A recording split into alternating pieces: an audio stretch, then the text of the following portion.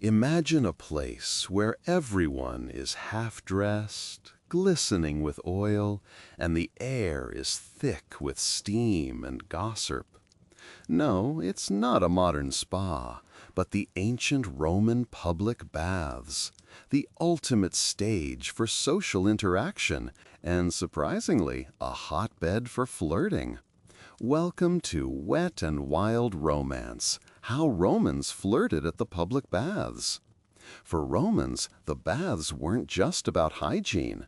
They were the beating heart of their social lives, a daily ritual that blended exercise, relaxation, and business.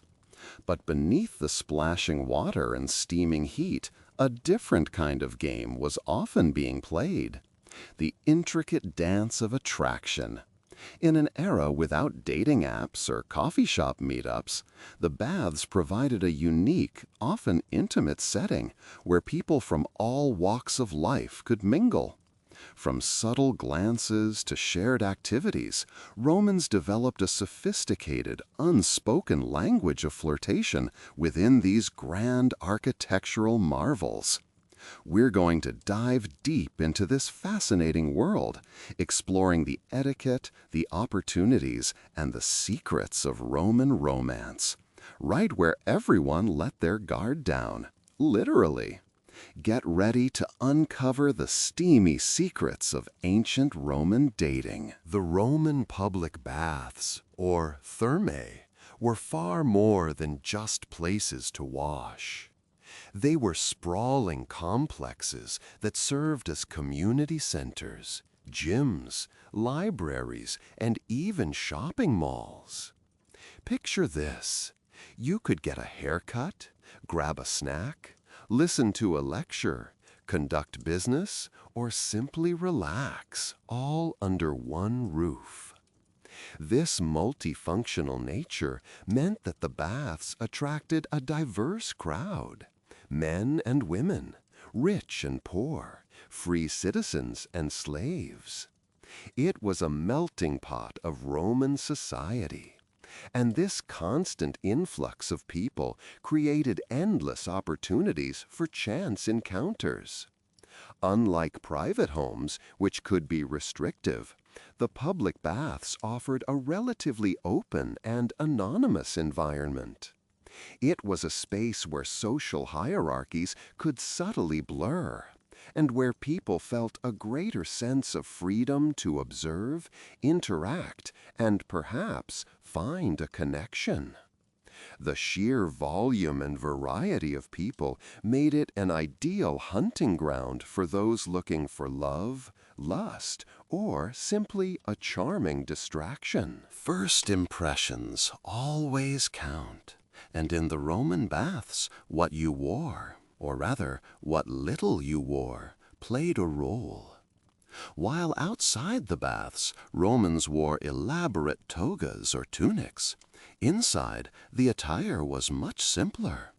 Men might wear a sublegaculum, a loincloth, or go nude, while women wore a strophium, a breastband, and sublegaculum, similar to a modern bikini.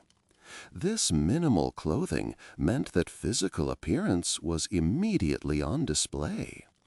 Good hygiene, a toned physique, and a well-groomed look were clear indicators of status and self-care. But beyond the obvious, the quality of your accessories, a finely crafted oil flask, an expensive strigil for scraping off sweat, or even the cleanliness of your linen, could subtly signal your wealth and attention to detail. These small cues were often the very first signals exchanged, setting the stage for whom might be considered a desirable prospect. It was an environment where you literally couldn't hide much, making initial judgments swift and often superficial. With so many people in close proximity, the art of the gaze was paramount.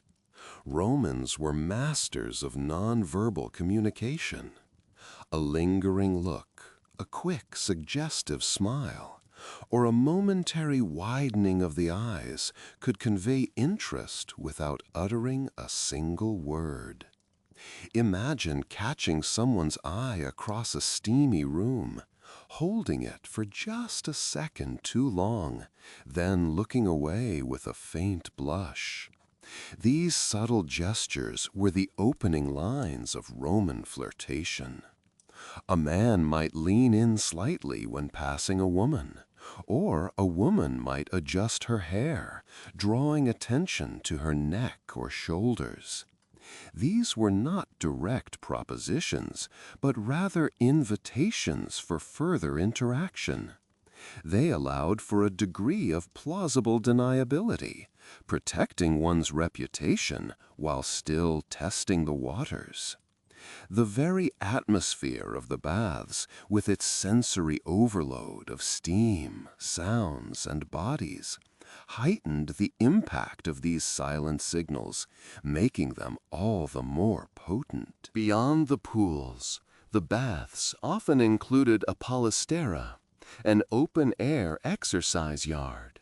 Here, Romans engaged in wrestling, discus throwing, ball games, and other physical activities. This was another prime opportunity for flirtation. Picture a man demonstrating his strength in a wrestling match, or a woman gracefully playing a game of trigon, a three-person ball game.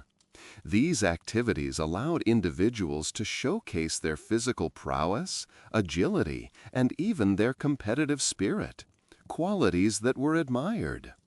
A shared laugh over a clumsy move, a playful challenge, or even an offer to help someone struggling with an exercise could easily evolve into a conversation. The shared experience of physical exertion created a natural bond and lowered inhibitions. It was a dynamic environment where people could observe each other's bodies in motion, and where a casual touch during a game might be the spark of something more.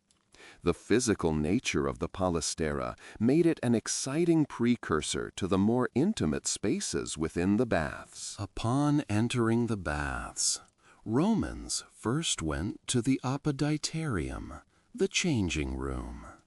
This wasn't just a place to shed clothes. It was a bustling social hub in itself. Here, people would strip down, store their belongings, and often linger, observing the new arrivals. Imagine the scene. Rows of cubbies, attendants, and a constant flow of people moving in and out. This space offered a crucial chance for initial observation and subtle sizing up. You could discreetly watch someone as they changed, noting their physique, their jewelry, or the quality of their garments. It was also a prime spot for a casual, accidental bump, or a polite inquiry about a locker, leading to a brief exchange. The very act of undressing and preparing for the baths created a sense of vulnerability and equality, making it easier for strangers to interact.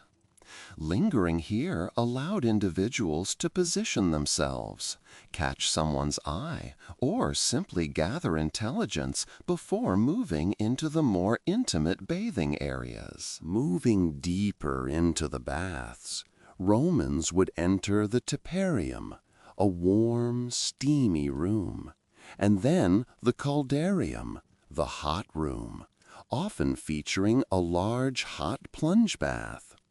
These rooms were designed for relaxation and perspiration, and their very nature fostered intimacy. The dim light, the thick steam, and the shared experience of warmth created a sensual atmosphere. Here, bodies were glistening with sweat and oil, and people were often more relaxed and less guarded. The warmth encouraged closer proximity, as people might gather around the hot pools or sit on benches.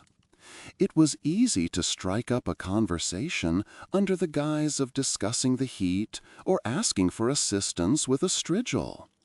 The steamy haze could also provide a degree of anonymity, making it easier to flirt without fear of immediate recognition or judgment. The shared vulnerability of being in a hot, humid environment often broke down social barriers, paving the way for more personal interactions. After the heat of the caldarium, Romans would often plunge into the frigidarium, the cold bath. This abrupt temperature change was invigorating, and it also created a unique opportunity for social interaction.